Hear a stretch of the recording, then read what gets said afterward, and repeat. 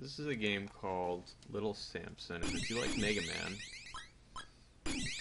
I recommend giving it a try, because it's a Mega Man style game. It's a little simpler. It's made by Taito, but it's a little bit more difficult than most Mega Man games, I think. It's pretty damn hard. And it has to be played in a certain way that, well, you'll see. Basically, unlike Mega Man, instead of swapping powers, you swap between 4 different characters. Each of the characters has a different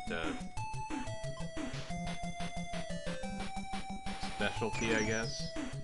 So this guy's name is Lickle, even though the game's called Little Samson, so I don't know what that's about. But yeah, his thing is he throws bells and he climbs walls. I don't fucking know. Whatever.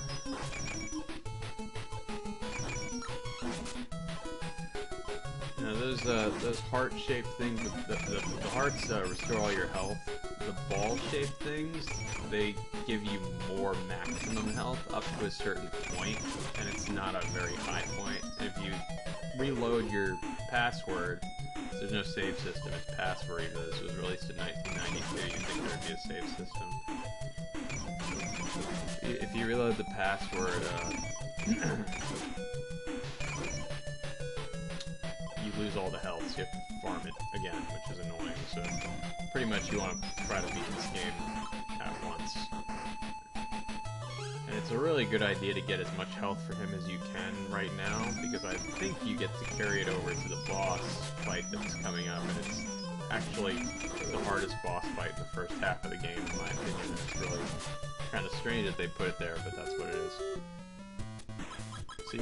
So basically what you do here is you play through 4 scenarios, and all the characters go to the castle, and then there's some weird storyline about a bell. Something to do with this game's got an obsession with bells. I don't know. It doesn't really matter that much. There's not really much of a story either way. So the dragon can float and fly, and his attack does this. He doesn't have a lot of health though, so he's not very practical on a lot of the stages, but on most of the stages he's a good starting character, just because you can float across a lot of the obstacles until you take a few hits and then you're kind of screwed. Here he's okay, because these enemies are easy.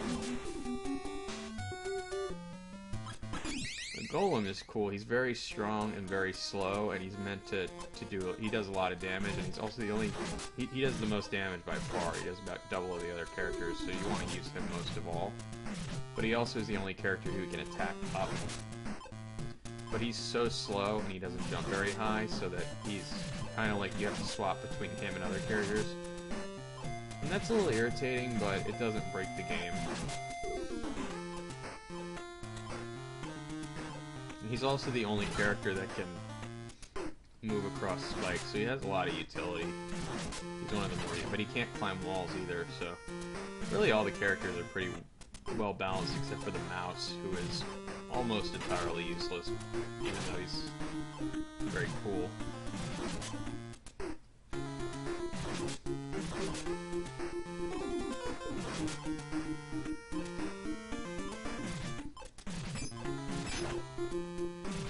This enemy here is a Puzzle Bobble reference.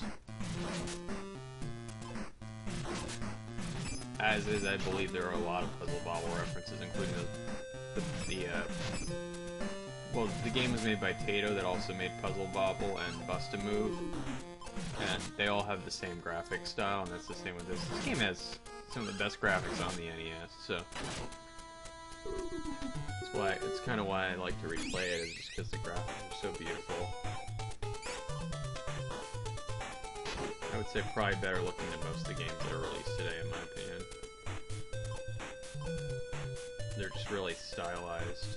So the mouse, it can jump the highest, move the fastest, and is the smallest, but he has no health, pretty much.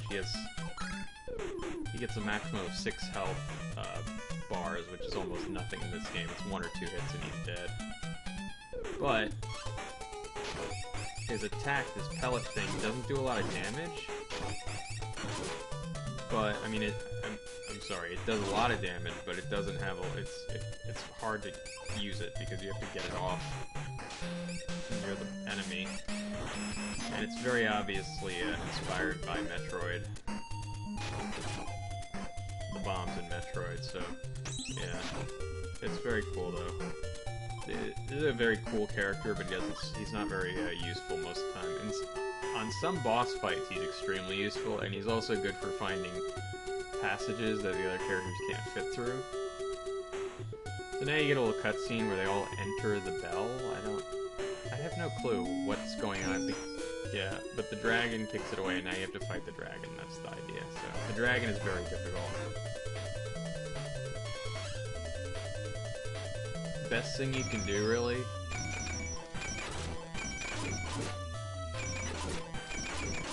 is just spam attack. I don't think it's gonna matter.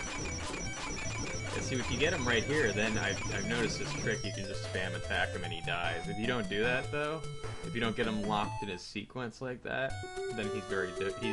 If you just play normal, try to play fair, it doesn't work. In that case, though, I had a little extra health because I grabbed 2 health upgrades on the last level, so I was able to survive. But normally it would take 3 or 4 tries. First time I did that, it took like 20 tries. So now the actual game starts, and you have all the characters at your disposal, so you can swap them on the fly, and the music changes too, which is odd, but whatever. But really, the character that is the most useful just for beating the game is going to be the dragon, just because you can fly past everything, but he doesn't have a lot of health, so you have to be careful. And also, like here, he's useless. You have to switch to Lickle or the mouse because you need to climb the wall.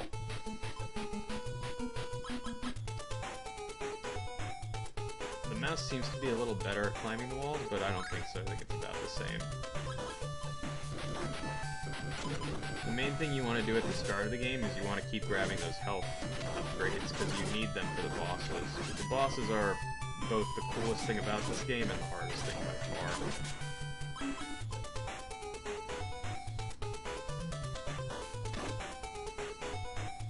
It seemed like it was a passage that led somewhere, but it didn't lead anywhere.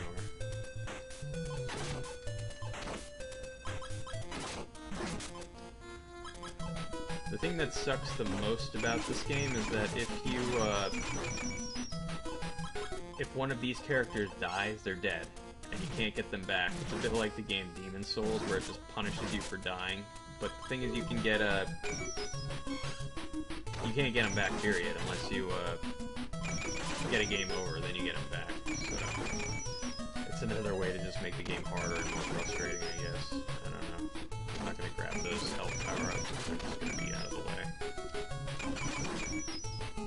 I am going to grab that.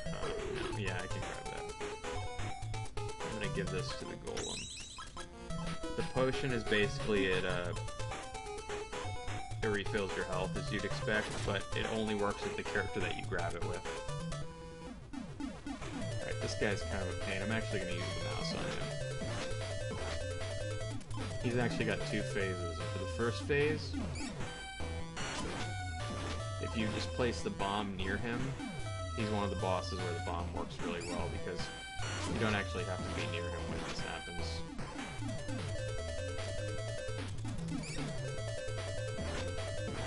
Doesn't always work, of course. In some cases, you can kill him in 1 or 2 hits like this, but it just depends on how effective it is. Some of the bosses have specific hitboxes, and other ones you can just hit any part of their body. I don't know why. So now I'm going to switch the golem for this guy, and this guy's actually... I'm